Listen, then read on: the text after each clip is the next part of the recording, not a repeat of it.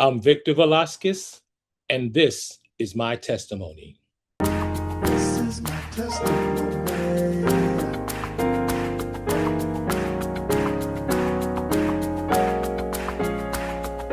This is my testimony of what was done for me. This is my testimony. I've got a story to tell to the nation.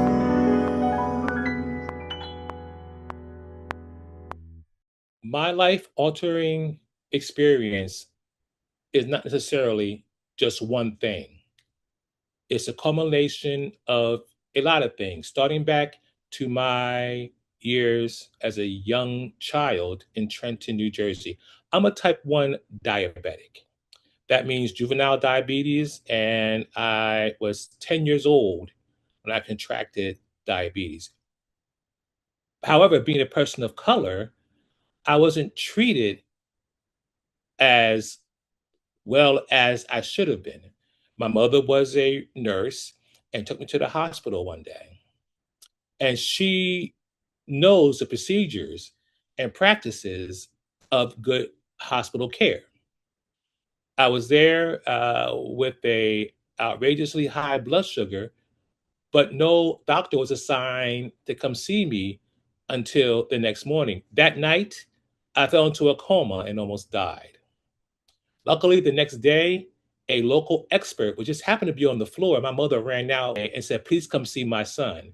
That doctor came and treated me and saved my life. Of course, when I was young and at home, she did everything for me. Fed me, made me stick to my diet. But when I got a little older, I didn't do as well as I should have been. I was in college, I was working, I even got married, and I wasn't following my diet the way I should have.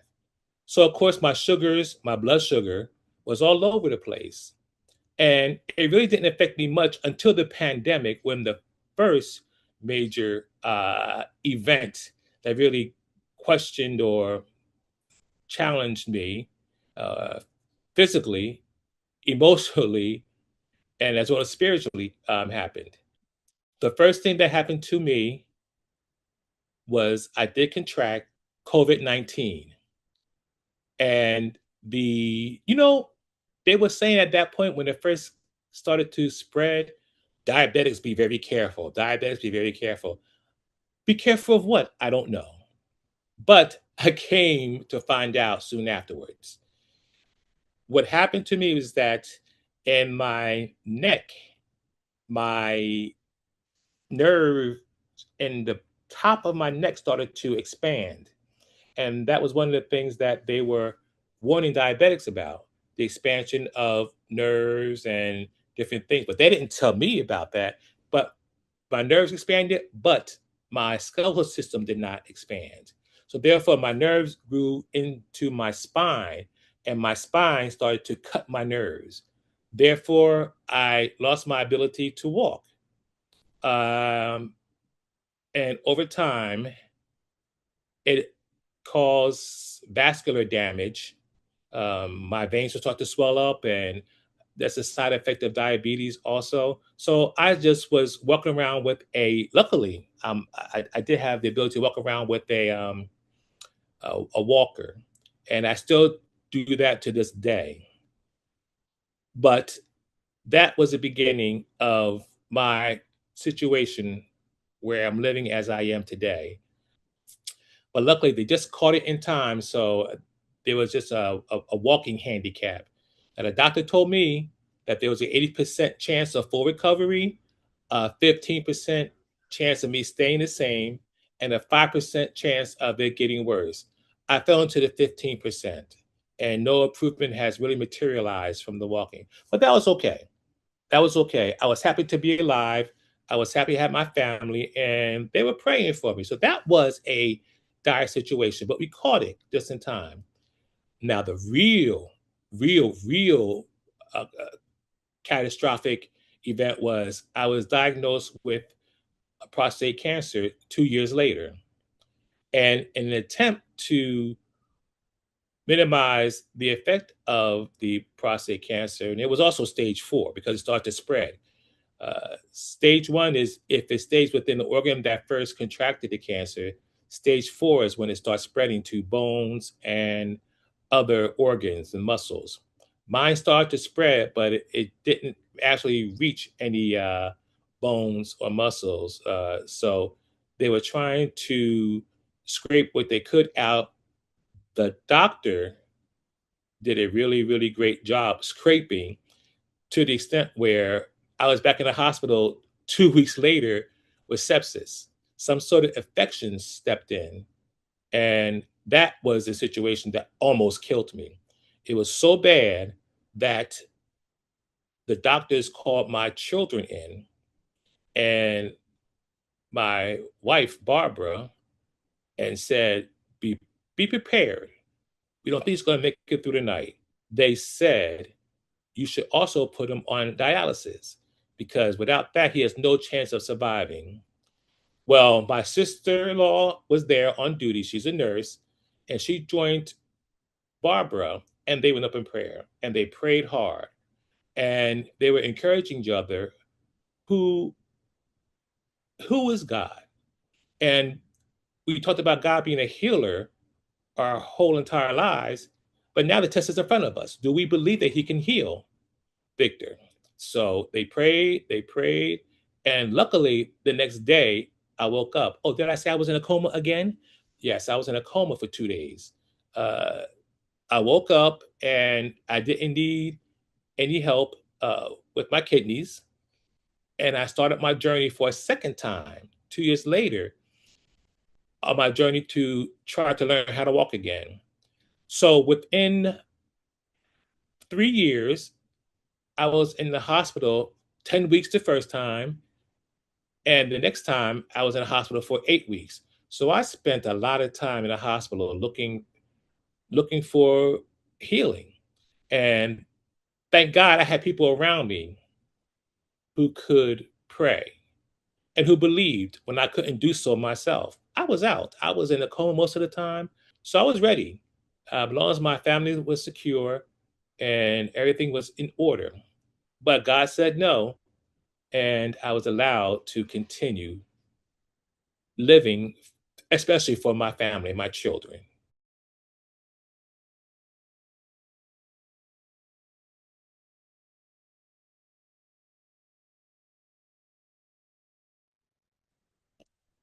While I was going through my challenges and dilemmas, I did experience fear. But fear is a funny word. Like I mentioned previously, I was a diabetic. So the expectations of life, a long life, was something that really wasn't really on my mind. My fear was really for my children. I hope I taught them enough to understand that God is the center of it all and that with his help, you can succeed. So my fear was, did I do my job properly? I don't fear death. Like I said, death has been hovering around me since I was 10 years old. But I do fear life. I do fear for the life of my children without my shield and my protection and my knowledge and my experiences. I just hope that I did enough. And at first, they weren't necessarily following the upbringing that I gave them. You know, kids are going to drift away after they reach a certain age. But I've come to expect this is a normal experience, at least in my household. But by the time they start reaching, this happened when they were like in their teenage years, a lot of influences and getting them to come to church. You know, I can't make them do anything they don't want to at a certain age, especially the late teens, without driving me crazy. So I let them go and I let God come forth and present himself in the way which he chose to do so.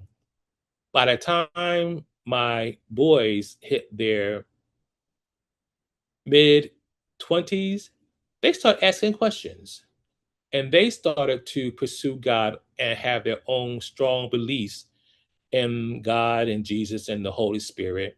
And they're reading and they're doing a lot of study on their own. My girls who are in the entertainment industry, they started too a little later because I believe that the devil with temptation is very prevalent to them. So they had to fight a little harder to get back to God. But I'm happy to say that they are all coming back to God. We have a family prayer every Saturday night. We don't go to church together. We don't all live in the same neighborhood, but every Saturday night we have that prayer, and everybody isn't required to pray, but they do pray. It starts off with me because I'm the head of the family, and ends with their mother, who was the second head of the family, and they like it. I love it, and it shows that my hard work during all those years growing up is beginning to pay off. And I say beginning to pay off because this is their beginning. I didn't fall into a life of church and holiness and learning more about God until I was around 30 years old. I'm being honest. I've been around gospel music my whole entire life. I've been around church my whole entire life. But I was walking the steps without truly believing deeply in my heart what the steps were trying to show me. Long before I had these traumatic experiences, and I'm happy for them. I met a wonderful preacher. Her name is Shepherd Mother Bessie Odino, and she prophesied to me a lot. Especially at one point, my wife and I broke up, and I was raising three small children by myself. And she had constant words of prophecy that I probably won't share all of them with you, but they came true. They were very pinpoint and exact. Shepherd Mother Bessie Odino, she passed over 15 years ago, and I miss her. I miss her every day of my life.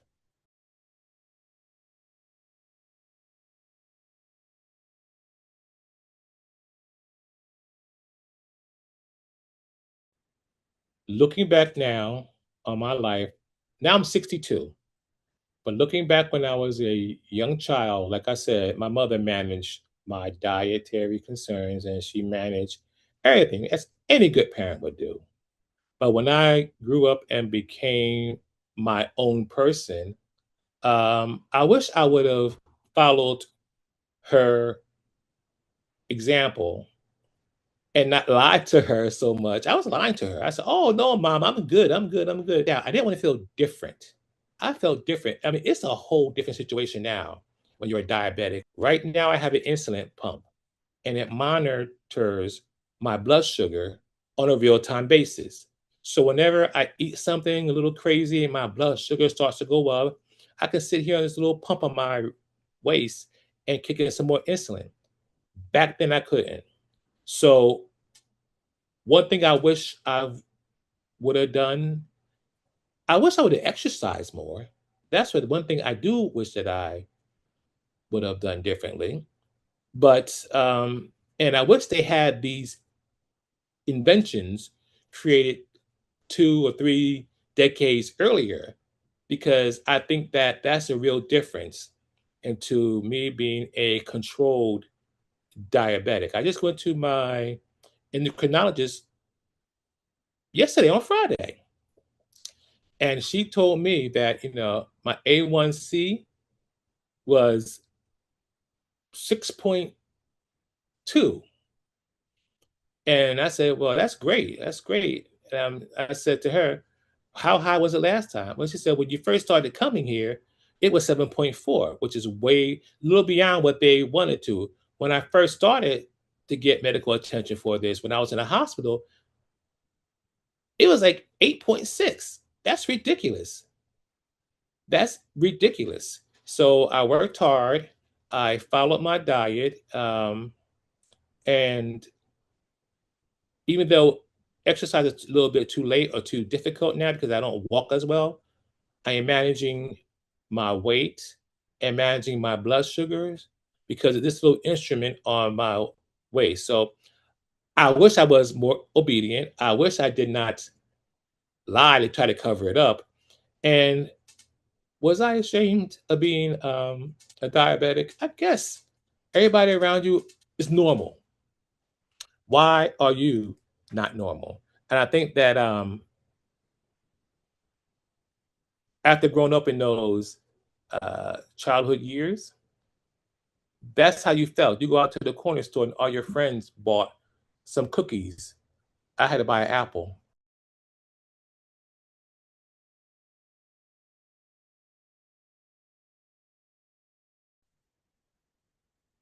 My advice to someone who is diabetic, whether they're 30 or even younger, try to get this medical technology that is available to us now. That's the key difference. If I didn't have this insulin pump or if I didn't have technology to support the monitoring my blood sugar level, you know what? The pump is expensive. I must admit, I had great insurance. I was working um, a full time job, but I had phenomenal insurance. So they paid for the pump. And realistically, the pump was the price of a small car. But the sensors, if you can't afford the pump, get the sensors that you can read your blood sugar level in real time. That's a different attachment. They're not as expensive. And I believe that most uh, insurances, including SSI or SSD, will provide that to individuals who have diabetes. Get the sensors. The sensors will save your life because they will let you know, they will keep a level on your blood sugar level and it'll tell you how to treat it in real time. Even if you're not an automatic injection through your pump, even if you're still on needles, it will tell you. And you can figure out based on your carbs that you're eating, there's a whole chart of that, and how much insulin that you need. So I suggest that definitely I get that at a minimum. Also walk. Oh my God, if anything, walk. I was told to walk, my pastor prophesied to me. And she said, another prophecy, you have a treadmill in your house and you're not walking. And I used the excuse, and it was an excuse, that I have to raise three kids. I'm busy working a full time job. I don't have time to use that treadmill. The biggest mistake of my life for physical reasons, medical reasons. If I believe I would have followed her, she said, all you need is no more than 10 minutes a day on a treadmill. Keep that blood flowing, keep that circulation going. And I believe if I would have followed her advice, that I would not be limited to a walker now. So that's what I suggest. Walk. I don't care. You go to the park, treadmill. I don't care. Walk.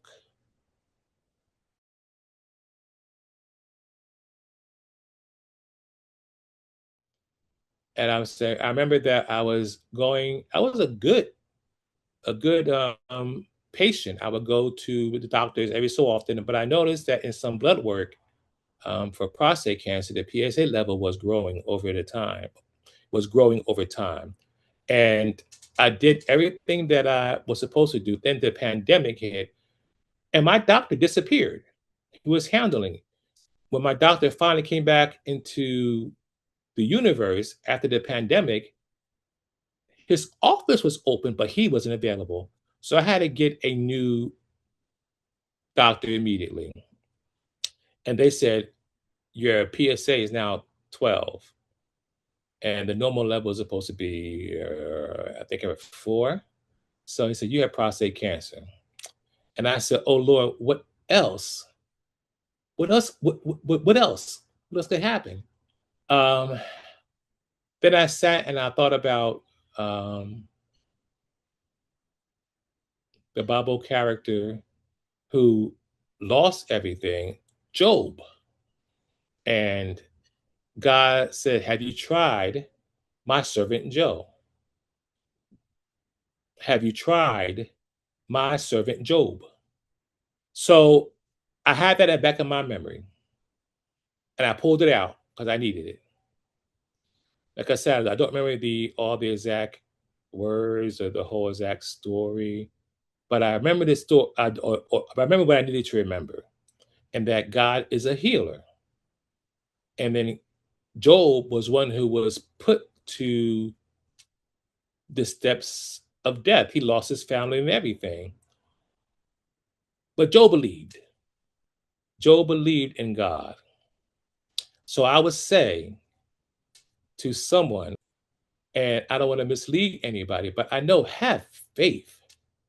I have faith because when I saw my first doctor, and he said, you have stage 4 cancer. We give you the averages are 3 to 6 years of life.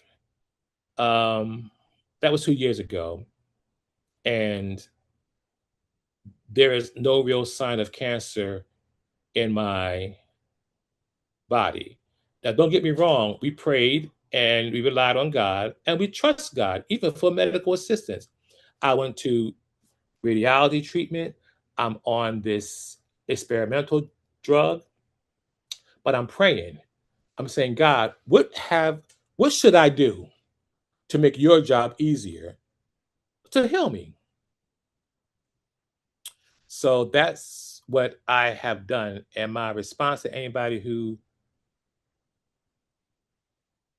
been diagnosed with cancer, go through your time of shock, your time of hurt, your time of disappointment, because you can't avoid that. That is going to happen. You are human. God said we are human and we're not supernatural beings. So go through that. But understand, don't dwell on that because he in his word said that, he is a healer. And he does not want us to have the spirit of fear. And trust.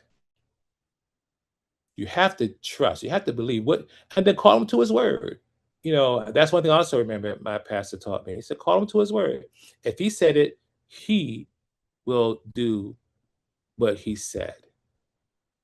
In the Bible, there's verses where he healed the blind and he healed the woman with the issue of blood. I said, okay, Lord, well, I am not there and I can't be used as an example like that. But make me an example so I can tell my family. I will testify, I will glorify, I will tell wherever I go. I'm telling my personal business here.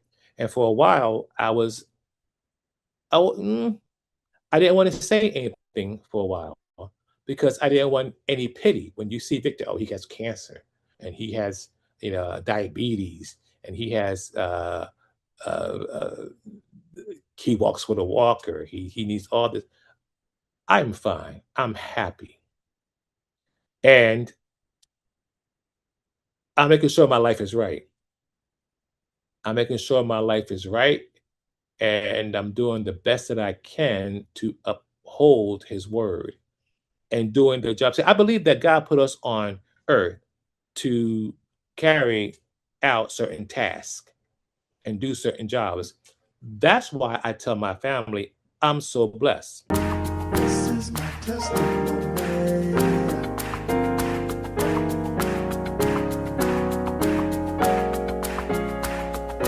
This is my testimony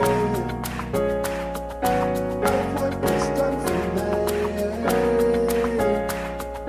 This is my testimony. I've got a story to tell to the nation.